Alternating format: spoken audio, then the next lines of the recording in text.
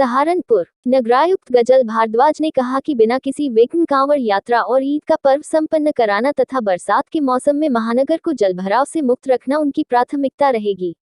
उन्होंने कहा कि वे शहर की समस्याओं को समझने और जनता से विकास के लिए फीडबैक लेने के लिए वार्डों का दौरा करेगी। उन्होंने कहा कि प्रत्येक वार्ड में नालों, सड़कों आदि की जियो टैगिंग कराई जाएगी ताकि उन्हें नक्शे के हिसाब से समझा जा सके। इसके लिए उन्होंने अधिकारियों को आदेश दे दिए हैं।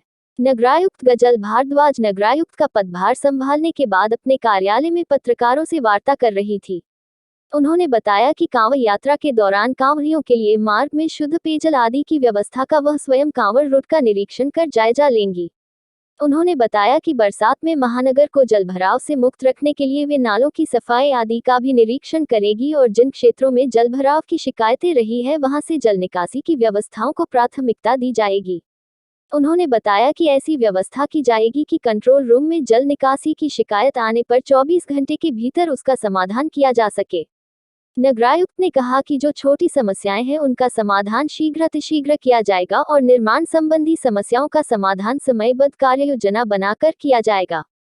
उन्होंने कहा कि शहर को विकास की दृष्टि और स्मार्ट सिटी की योजनाओं को आगे ले जाने के लिए जनता के सहयोग से काम करेंगे, क्योंकि जनसहयोग के बिना योजनाओं को क्रियान्वित नहीं किया जा सकता। उन्होंने कहा कि कार्यों की गुणवत्ता के लिए वह मॉनिटरिंग कराएंगी। उन्होंने बताया कि शहर में सड़कों, नालों, नालियों, तालाबों, पार्कों आदि का सर्वे कराकर उन्हें सूचीबद्ध किया जाएगा और उनका सत्यापन भी कराया जाएगा। उन्होंने बताया कि उन्होंने अधिकारियों को निगम की संपत्ति के ब्यौरे के लिए संपत्ति रजिस्टर बनाने के निर्देश दे दिए हैं, उनका भी सत्यापन कराया जाएगा। पत्रकारों द्वारा अनेक मुद्दों की ओर उनका ध्यान दिलाए जाने पर नगरायुक्त ने कहा कि सभी मामलों को दिखवाया जाएगा।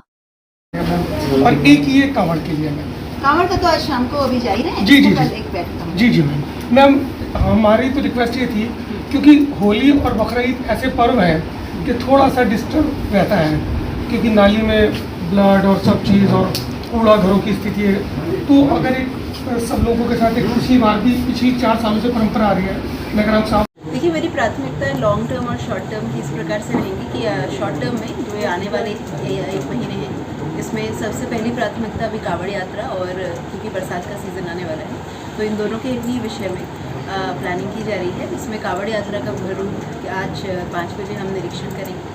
उसमें जो भी रोड रिलेटेड व्यवस्थाएं हैं, पानी की व्यवस्थाएं हैं, इलेक्ट्रिसिटी रिलेटेड इश्यूज़ हैं, उसके लिए भी सभी अधिकारियों को मॉर्निंग में निर्देशित कर दिया गया था और मौके पे जाकर भी अभी जायज़ा लिया जाएगा। इसके अलावा बरसात का सीज़न आने वाला है और नाले सफाई के बारे में जानकारी मिली है कि वो कंप्लीट हो चुकी है।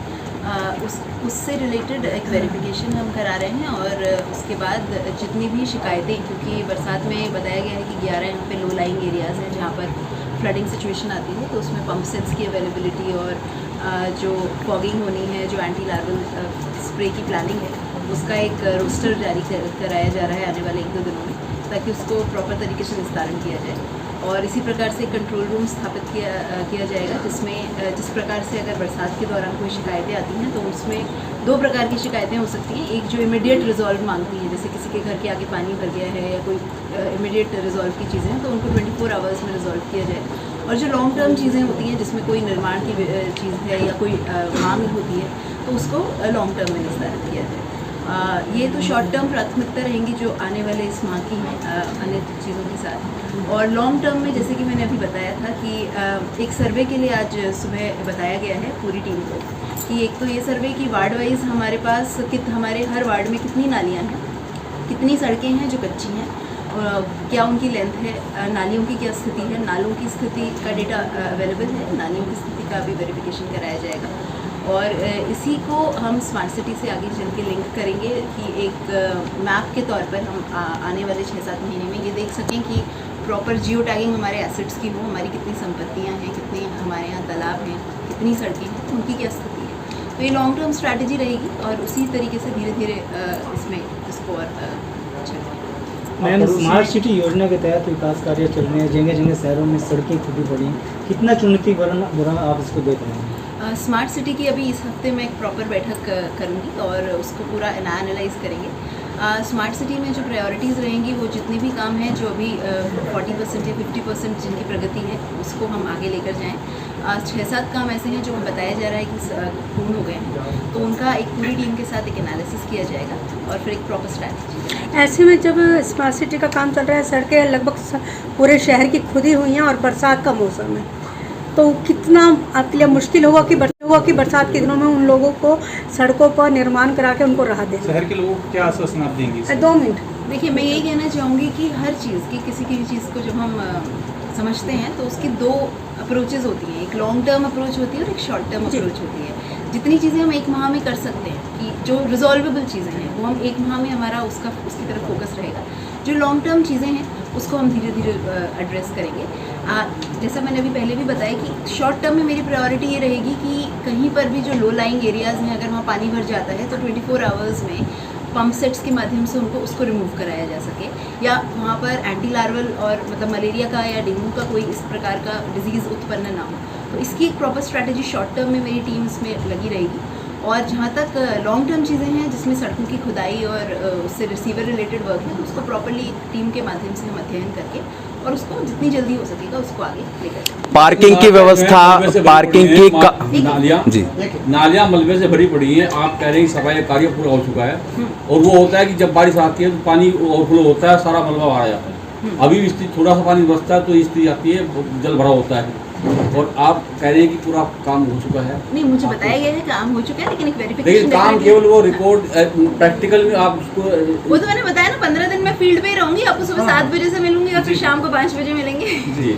पार्किंग की व्यवस्था जो है पूरे स्मार्ट सिटी में कहीं नहीं है। आप किसी भी रोड पे चले जाइए, हॉस्पिटल रोड पे चले जाइए, सभी जो वाहन हैं, जितने भी डॉक्टर्स वहाँ पर हैं, सभी के वाहन जो हैं, जो दिखाने के लिए मरीज आते हैं, उनके वाहन भी सड़कों पर खड़े रहते हैं। कोई पार्किंग की व्यवस्था स्मार्ट सिटी में नहीं है।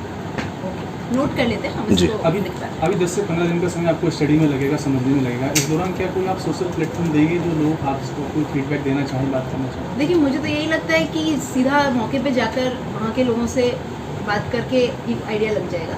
तो मैं अभी एक वार्ड निरीक्षण का एक रोस्टर भी जारी करूँगी नेक्स्ट वीक से, मंडे से हम इसको स्टार्ट करेंगे। तो सुबह 7 बजे एक वार्ड हम लोग रोज़ कवर करेंगे और इवनिंग में जितने भी यहाँ पे अच्छे कार्य मुझे बताए गए हैं, काफ़ी इसमें ये मीरावती प्लांटेशन हुआ है और उन सब चीज़ों को एक बार देखा जाएगा, सो दैट उसको आगे कैसे मेंटेन करना है वो एक प्रॉपर प्लान बनाए। तो मॉर्निंग में वार्ड का निरीक्षण, मॉर्निंग में कमियाँ और क्या है वो सारी प्रॉब्लम्स, और ये कोशिश करेंगे इवनिंग में अच्छी चीज़ों को कैसे मेंटेन करना है, आगे लेकर जाना है।